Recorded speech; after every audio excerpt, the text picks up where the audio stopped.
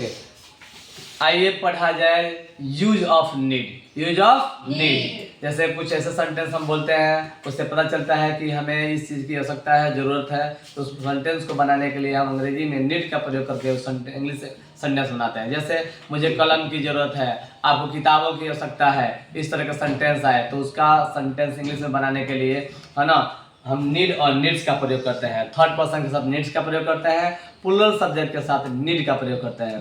ये भी बता देता हूँ, प्रेजेंट इंडेफिनिट का वाक्य है, इसका नेगेटिव बनाने के लिए डू डज का हम यूज करते हैं। समझे ना? देखिए मैंने लिखा है संज्ञा प्लस जरूरत या आवश्यकता है, मुझे कलम की जरूरत है, उसे एक घर की आवश्यकता है। फॉर्मूला भी लिखा गया, देखिए subject plus need plus needs, और ए आर्टिकल दिया है, ए और एन है, प्लस नाउन है। यहाँ देख लीजिए, ऐसे मुझे कलम की जरूरत है तो क्या होगा, I need a pen, I need a pen, हो गया।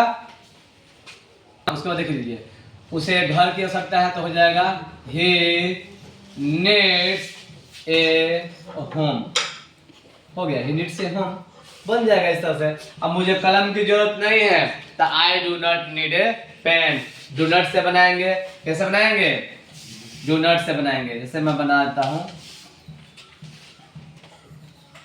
आई do not need a pen, हो गया। ये अफर्मेटिव निगेटिव। इंट्रोगेटिव बनाना है तो डू कर दीजिए पहले, do I need a pen, do I need a pen, बन जाएगा ना।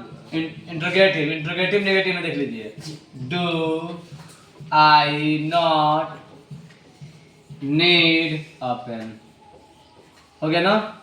बस मुझे क्यों कलम की जरूरत है तो ऐसे हो जाएगा, why do I need a pen, हो गया। मुझे क्यों कलम की जरूरत नहीं है तो ऐसे हो जाएगा, why do I not need a pen, हो गया।